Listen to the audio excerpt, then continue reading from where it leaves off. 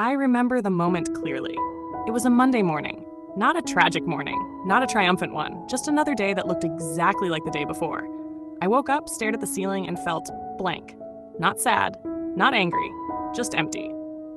I made coffee I didn't enjoy, sat at a desk I didn't love, worked a job I didn't hate but didn't care about either. My phone buzzed, my inbox filled, the meetings dragged on, but nothing, truly nothing, lit me up. That night, I went to visit an old friend, and while we were catching up, I noticed a bright yellow book on her table. It looked like it was screaming. "You are a badass, how to stop doubting your greatness and start living an awesome life." I laughed. "That's a bit bold, isn't it?" She shrugged. "Try reading it, just the first chapter." So I did, and everything started to change. I'd spent years blaming everything and everyone for my unremarkable life. The job market, the way I was raised, bad luck, wrong timing. But reading Jen Sincero's words made me realize something uncomfortable. Your thoughts create your reality. Whatever you believe to be true, you live accordingly. Oof.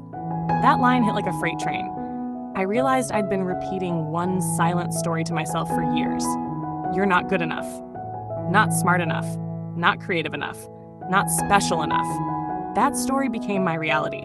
Because when you believe you're small, you don't take big steps. You don't speak up. You don't even try. That night, I took out a notebook. On the first page, I wrote every limiting belief I could think of.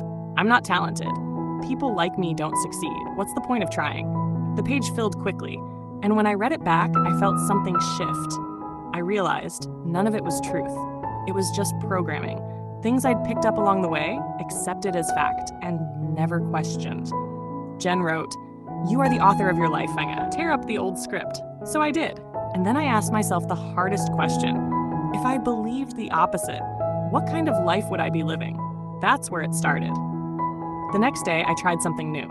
I woke up, looked in the mirror, and said out loud, "I'm worthy of amazing things." It felt weird, like I was lying, but I said it anyway. That day, something shifted. I smiled more. I listened more. A stranger complimented my shoes. My manager acknowledged my work. A friend randomly paid for lunch. Small things, but all in one day. Coincidence? Maybe. Or maybe it was what Jen calls the law of attraction. When you raise your frequency, the universe responds accordingly. That night, I did it again, and the next day, and the next. And slowly, I started believing the words, not just saying them. Here's what Jen makes very clear. You will never be fully ready. The fear doesn't leave. You just get used to doing things anyway. That was huge for me, because I kept waiting for confidence to show up first, for the fear to go away. But instead, I started taking action. Small, terrifying, empowering action. I signed up for a creative writing course. I launched a tiny blog no one read. I asked for a raise. I said yes to an opportunity I didn't feel qualified for. Every time I acted, the fear came with me. But every time I survived, I grew a little bolder. My relationship with money? Toxic. I thought being rich was greedy. Wanting more meant I wasn't grateful. I grew up hearing, money doesn't grow on trees and rich people don't have morals. But Jen flipped that on its head. You can help more people, enjoy more freedom, and live more fully when you have money. So I confronted my beliefs. I wrote a new script. Money is a tool. Money amplifies who I already am. Money is good when used with purpose, and things changed. I started budgeting, asking to be paid what I was worth, seeking out side income, and learning how to receive, not just give. And guess what? Money started flowing in. Unexpected refunds, new clients, raises. It felt like magic, but it was really mindset plus action. The more I grew, the more I noticed something painful. Some people around me didn't like it. Why are you acting different? You've changed. Don't get your hopes up. It stung, especially from people I loved. But Jen had warned me, people can love you and still not believe in your dream. That's their limitation, not yours. So I made space. I found new voices, uplifting podcasts, empowering books, online mentors, inspiring communities. They reminded me who I was becoming, not who I used to be. You can't build a mansion when you're stuck in a house full of termites. Sometimes you need to move, emotionally, mentally, socially. There were hard days. Days I questioned everything. Progress was slow. Doubts crept in. I compared myself constantly. But then I remembered what Jen said. Faith is believing in the unseen. trusting the process even when nothing around you seems to be changing.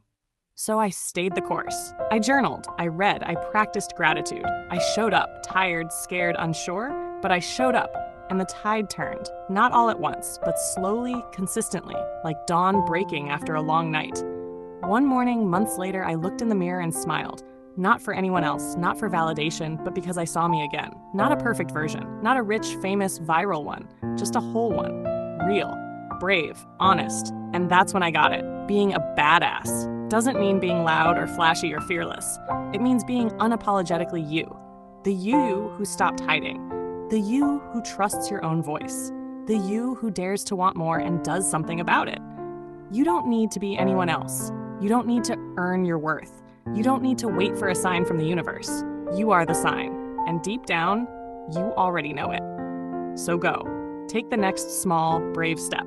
The life you've been dreaming of is waiting for you to say yes. If you're watching this and nodding, if you've ever felt stuck, small, or secretly brilliant but afraid to show it, then maybe you are a badass is the sign you've been waiting for. This book didn't give me magical powers. It gave me permission to believe I'm worth it, to act before I feel ready, to live fully, freely, boldly. It was the spark that lit the fire I'd buried for years. And if it could change my story, maybe it can change yours too.